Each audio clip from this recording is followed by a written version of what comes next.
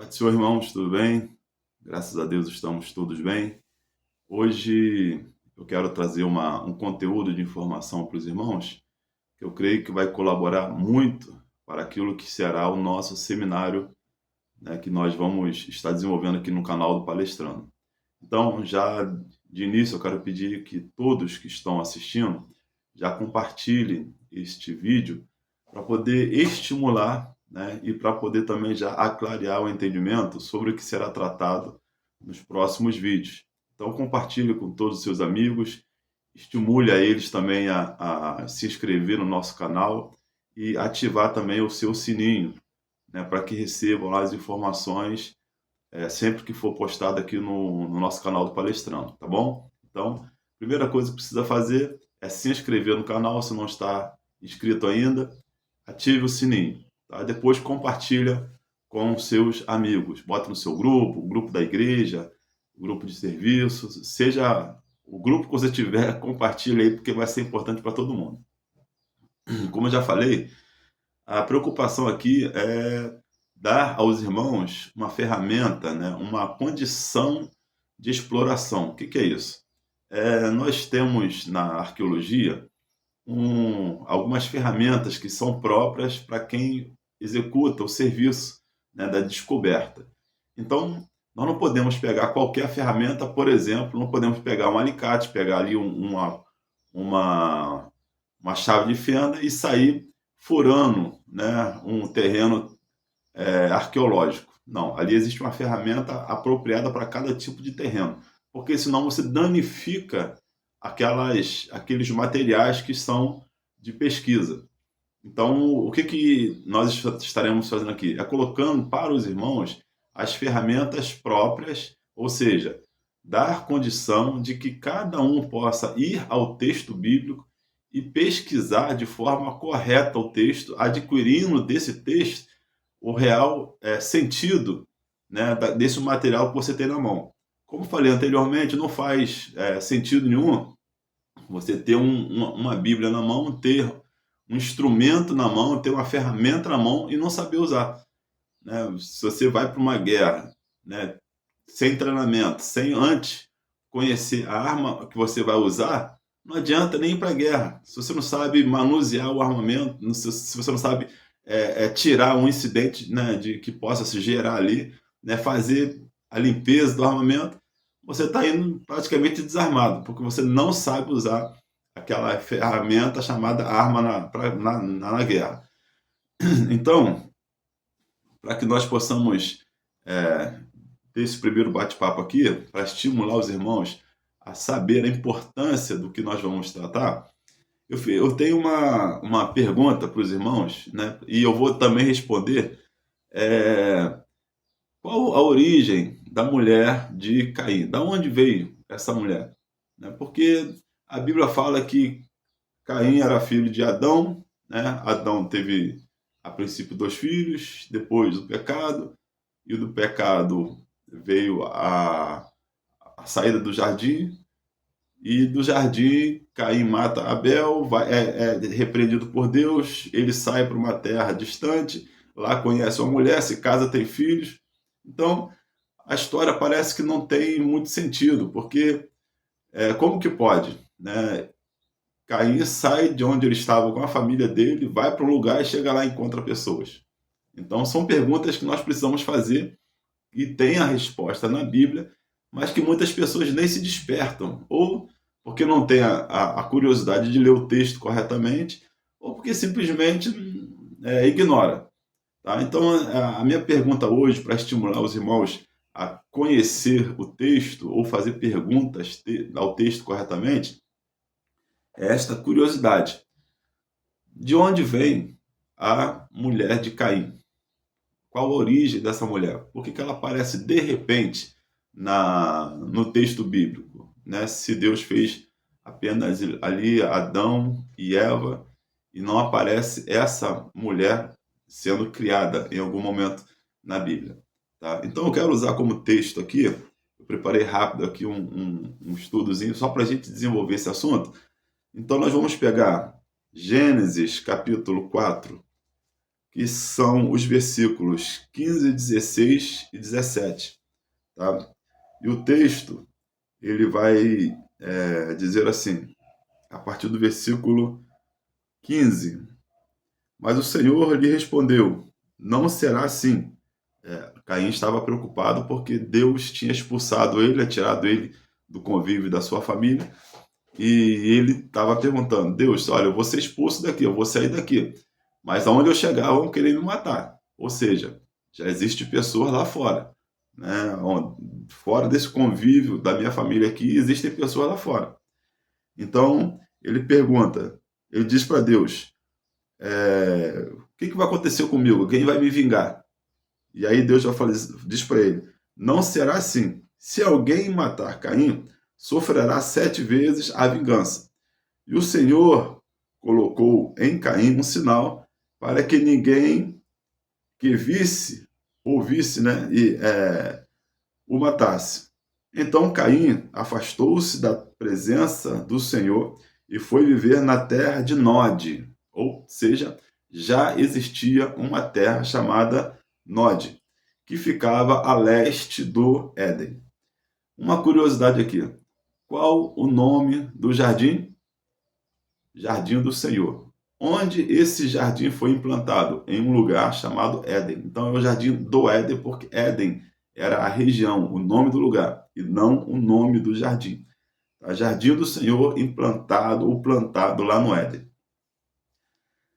Caim, aí versículo 17. Caim teve relações com sua mulher e ela engravidou e deu à luz Enoque. Depois Caim fundou uma cidade, a qual deu o nome de seu filho Enoque.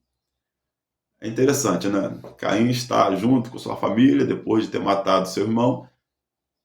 Ele, com medo de ser morto, Deus fala com ele que ele teria uma marca, e ele sai da presença de Deus ali e vai para Nod, que fica a leste, né, do Éden, da região de Éden, e lá encontra uma mulher.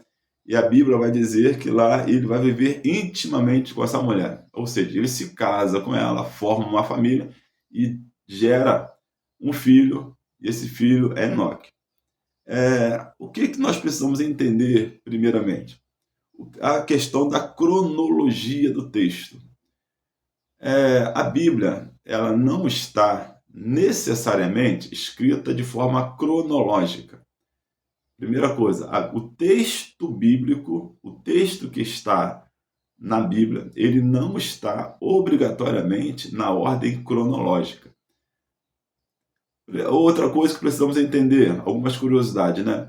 O objetivo central da Bíblia.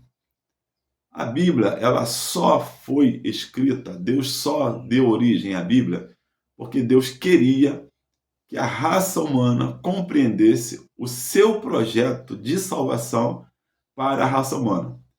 Então, quando não havia ainda registro nenhum de informação, Deus já estava atento aos cuidados com o ser humano. Então, o ser humano precisou, por causa do pecado, de um plano de resgate. Então, Deus criou este plano de resgate e concedeu ao homem este plano de resgate. Só que para o homem entender como seria esse plano de resgate, Deus precisou explicar. E uma das formas como Deus explicou foi dando origem ou permitindo o conhecimento pela Sagrada Escritura, pela Bíblia. Então Deus vai usar pessoas, usar homens em lugares diferentes, em época diferente, situações diferentes, falando de coisas diferentes, para que ao final tudo isso se juntando se tornasse uma coletânea de pequenos livros. Aí vem a palavra Bíblia, que é coletânea de pequenos livros, ou biblioteca de pequenos livros. E esse conteúdo que foi juntado agora, essa coleção de pequenos livros, que tratou de vários assuntos distintos, se tornando a Bíblia, pudesse elucidar o plano perfeito da salvação. Então, só é possível entender o plano da salvação plenamente quando você tem lá toda a Bíblia pronta, todo o projeto da Bíblia pronta, na mão, definido. E aí nós falamos que é o cânon bíblico definido. Então, enquanto a Bíblia estava a história da Bíblia estava acontecendo, enquanto a historicidade dos fatos estava acontecendo, o plano ainda também estava sendo entendido por parte. Mas no coração de Deus, o plano já estava pronto. Né? A Bíblia chega a dizer que o cordeiro morto foi antes da fundação do mundo. Então, antes que o mundo fosse criado, Deus já, nos seus planos, na sua eternidade, já tinha definido como seria o plano da salvação. Mas para que nós, seres humanos, pudéssemos entender, Deus permitiu a história acontecer. Durante a história da humanidade acontecendo, alguns registros relevantes foram feitos, e somente as informações relevantes, pertinentes e indispensáveis que foram registradas, guardadas e canonizadas, tá? Que chegou até nós. Então, a primeira coisa é a cronologia do texto. A Bíblia não está colocada, não está contando a história necessariamente na ordem cronológica, como os fatos aconteceram. Tá? Vamos dar uma olhada aqui, só para a gente entender o que eu estou falando? Gênesis capítulo 4, versículo 1, diz assim: Adão teve relações com Eva, sua mulher, e ela engravidou e deu à luz a Caim. Disse ela: Caim, com o auxílio do Senhor, tive um filho homem. Isso aqui foi a narrativa que registrada para contar que Eva engravidou. Mas nós temos, tá, que atentar para uma coisa bem importante, que quando Deus fez Adão, quando Deus criou Eva, Deus disse para Adão e Eva: crescei e multiplicai. Isso aconteceu quando eles ainda estavam dentro do jardim. A ordem de Deus dentro do jardim para eles era: crescei, multiplicai e enchei a terra. Essa foi a ordem de Deus.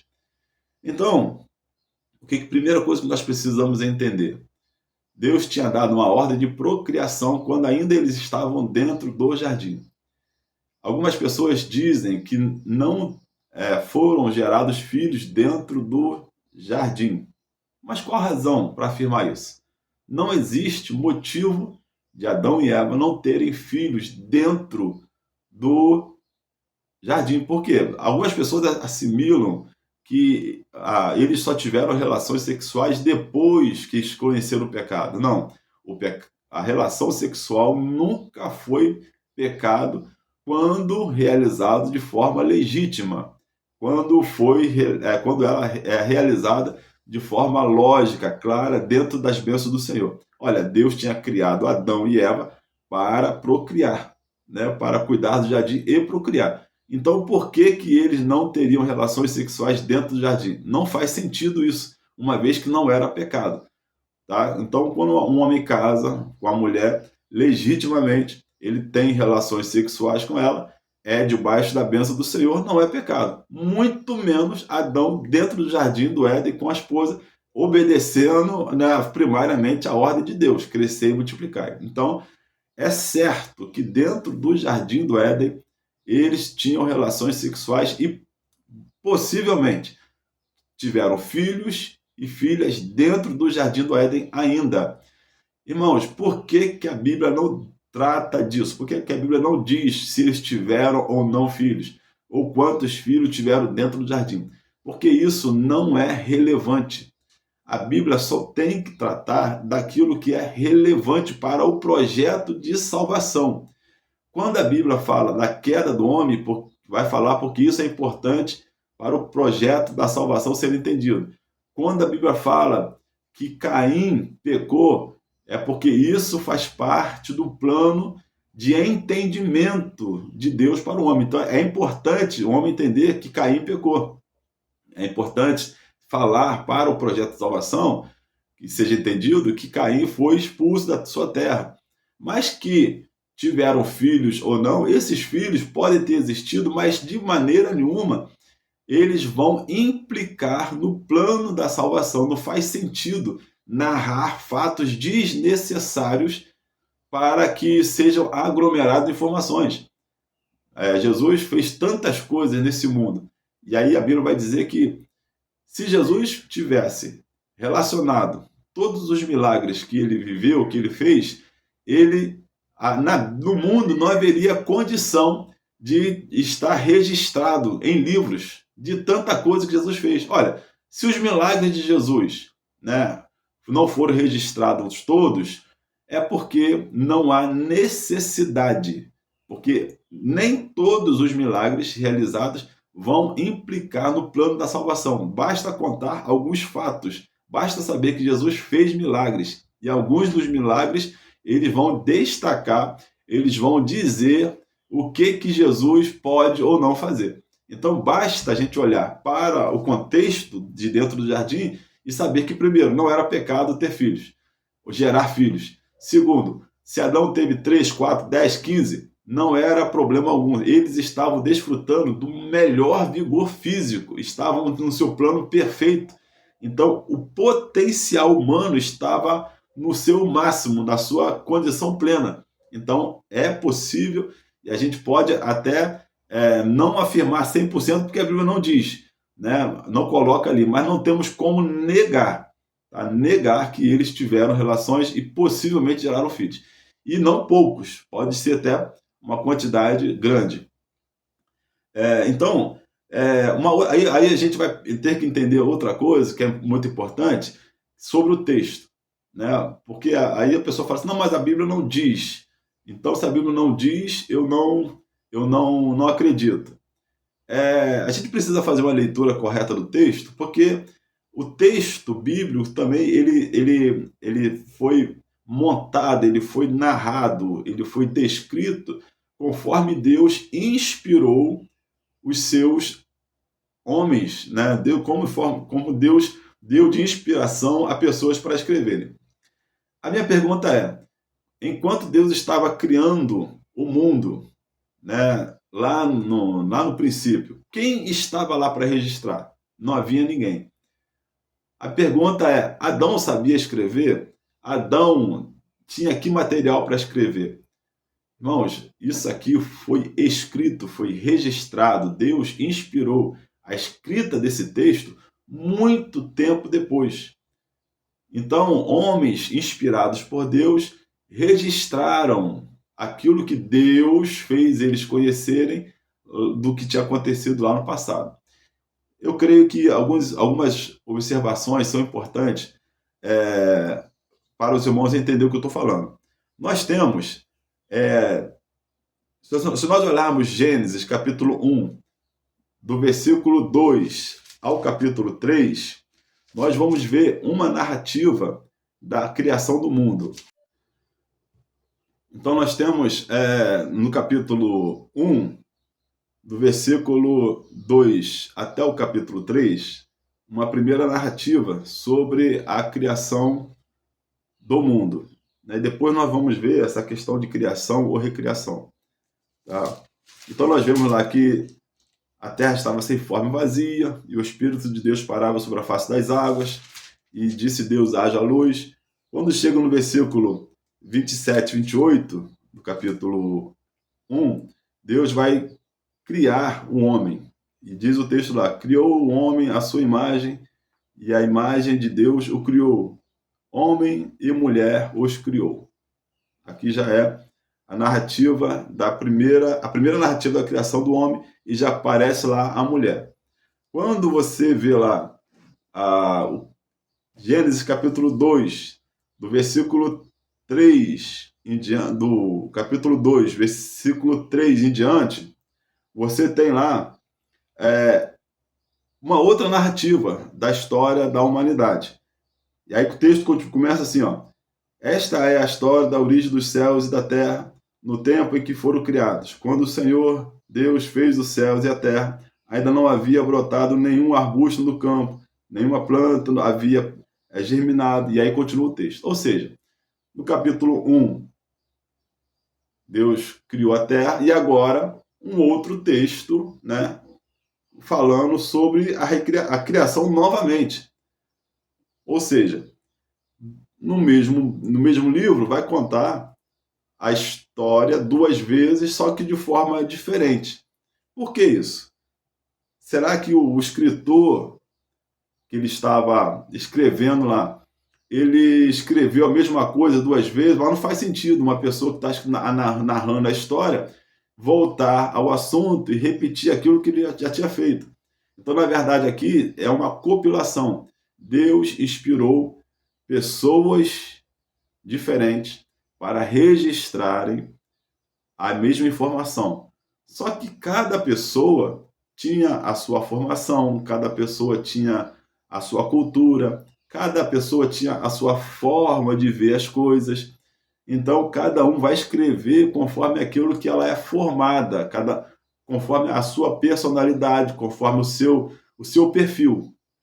Então, Deus inspirou a mesma verdade correta para pessoas diferentes. Essas pessoas registraram corretamente, mas cada um com o seu olhar. E aí, posteriormente, esses textos foram encontrados. E aí sim, juntado os textos para formar o livro. E quando esses textos foram juntados, eles foram organizados para que um texto colaborasse com o outro. Não há erro, é uma colaboração de informação para que o texto completo fique melhor entendido. Isso se chama compilação. Tá? E nós vemos, então, duas narrativas, duas informações que claramente vêm de fontes diferentes, né? Homens diferentes, escritores diferentes, mas a fonte original é Deus, a inspiração é Deus. Tá? Então, a nossa pergunta é: da onde vem a esposa de Caim? Tendo em vista que tendo em vista que Adão, né, viveu 930 anos, a gente não pode, a Bíblia não tem como nos deixar definido, primeiro, quanto tempo eles ficaram dentro do jardim sem pecar. Né? Foi imediatamente? Não foi? Não sei. Ninguém pode afirmar isso. Eles podem ter ficado centenas de anos resistindo à tentação e gerando filhos dentro do jardim do Éden. Pode ter ficado pouco tempo, mas é possível, tá? Como já falei anteriormente, que foram gerados filhos dentro do jardim do Éden. Então, como a gente não sabe quanto tempo que eles tiveram dentro do jardim sem conhecer o pecado para que fossem expulsos, é muito plausível que a gente defina, que a gente entenda que ele teve filhos, eles tiveram filhos, vários filhos, e quando eles saíram do jardim do Éden, que foram expulsos, esses filhos foram se espalhar pela terra. Aí entra uma outra questão também. Eles podiam entrar e sair do jardim? É um fato interessante lembrar que eles estavam cuidando do jardim. O jardim era um lugar limitado, delimitado. Mas a ordem era encher a terra. A terra era o todo planeta criado. Então a ordem era: vocês estarão no jardim, mas vocês vão fazer a terra se encher de pessoas. Uma prova disso é que quando eles foram expulsos do jardim, para que eles não entrassem no jardim, foram colocados lá querubins, né? Anjos guardando a entrada do jardim. Ou seja, era possível sair e entrar no jardim, porque o jardim era um lugar especial, mas a ordem de Deus era encher a terra. Então, eles saíram do jardim, também não havia problema nenhum em sair do jardim. Talvez o jardim fosse o local onde eles habitassem, ou seja, o lugar de residência, o lugar de voltar para casa, o lugar de descanso, o lugar de dormir. Mas encher toda a terra, não encher o jardim. Nós, né, normalmente, temos a nossa casa e saímos para trabalhar. Todo dia, quando você sai do trabalho, volta para casa. Vai para a igreja, volta para casa. O seu endereço de residência é sua casa. É interessante você pensar em Salmo 91, aquele que habita, aquele que tem o seu endereço em Cristo, né? Aquele que volta, aquele que está abrigado em Cristo. Tá? Então, quando nós olhamos que eles habitavam no jardim, mas o compromisso firmado com Deus era encher a terra, é possível que eles tenham saído, tá, do jardim algumas vezes. Tem como provar? Não. Mas também não tem como negar. Por quê? Porque o texto nos dá condição de pensarmos isto. Não era pecado sair, não era transgressão sair, era a ordem encher a terra. Quando eles fazem isso, eles têm então tempo, ou seja, quanto tempo se leva um período de gestação? 9 meses. Quanto tempo viveu Adão? 930 anos. A Bíblia não diz, não define quanto tempo Eva viveu, mas a Bíblia diz que Adão e Eva tiveram filhos e filhas. Se eles tiveram filhos e filhas lá no início da sua criação, lá no tempo inicial da sua criação, quantos filhos ele teve condições de gerar em 930 anos, tendo em vista que estavam em pleno vigor físico? Muitos filhos. E esses filhos também gozando de pleno vigor físico. Quantos filhos geraram? Quantos netos para Adão?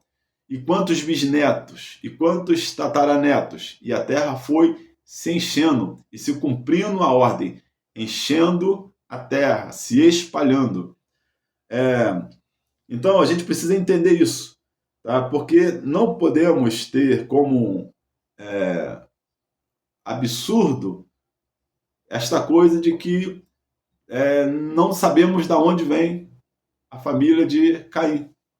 Então é uma questão muito simples, é uma informação bastante relevante que o texto em si nos explica, nos mostra, mas que nós precisamos ter a hombridade de ir ao texto, conhecer as particularidades do texto, conhecer as informações que o texto tem, saber pesquisar, pegar a ferramenta certa, lapidar o texto, né? E como o arqueólogo faz, com calma, tirando toda a poeira, tirando tudo aquilo que não é a matéria principal e desvendando aquilo que muitas pessoas falam, é mistério. Não é mistério, é falta de conhecimento. E é interessante que a Bíblia diz, crescei na graça e no conhecimento, tá? Para que você tenha esse aperfeiçoamento. Então, eu quero terminar aqui, para não ficar muito longo, dizendo a você o seguinte, que se você fizer pergunta ao texto, se você ler o texto atentamente, se você observar o que o texto diz, o que a Bíblia tem de relevante no seu conteúdo, se a pesquisa foi feita de forma correta, não há por que você ter dúvida. A Bíblia, ela é literalmente um livro inerrante, tá? Então fica essa palavra hoje, né, de curiosidade, né, para que você entenda como que é importante estudar a Bíblia. Tá? Da onde vem a mulher de Caim? E o texto está dizendo, fizemos uma pesquisa rápida, passamos por cima de muita informação importante, mas as coisas básicas para a gente entender estão aqui. Tá? Então, assim, não esqueça de que você precisa do melhor conhecimento, senão você vai ser enganado. Não fique só absorvendo informações de outras pessoas. Aprenda a pesquisar o texto, aprenda a ler a Bíblia, ela que é a sua fonte de fé. E outra coisa, identifique corretamente se a Bíblia é verdadeira ou não, porque também existem muitas Bíblias aí no mercado falsas. Existem muitas Bíblias falsas e você precisa entender, tá? Quando a Bíblia diz que temos que crescer no conhecimento, não é só decorar textos. A Bíblia não está preocupada, Deus não está preocupado se você vai decorar texto, não. Deus está preocupado se você vai ter a informação correta, porque na hora certa o Espírito Santo vai fazer te lembrar. tá bom? Então, que Deus te abençoe, que esta palavra simples, né, que possa ter gerado em você um bom conhecimento. Para isso, você precisa continuar compartilhando esse texto, escrevendo no canal, tá? Se inscreva no canal, compartilhe com todo mundo, para que a gente possa, a partir da próxima semana já, tratar da origens bíblicas. Tá bom? Que Deus te abençoe. Tendo alguma dúvida, manda lá, faz o seu comentário, ou me manda uma mensagem no WhatsApp, 99516-9404. Que Deus te abençoe e foi muito bom estar com vocês. Até o próximo encontro.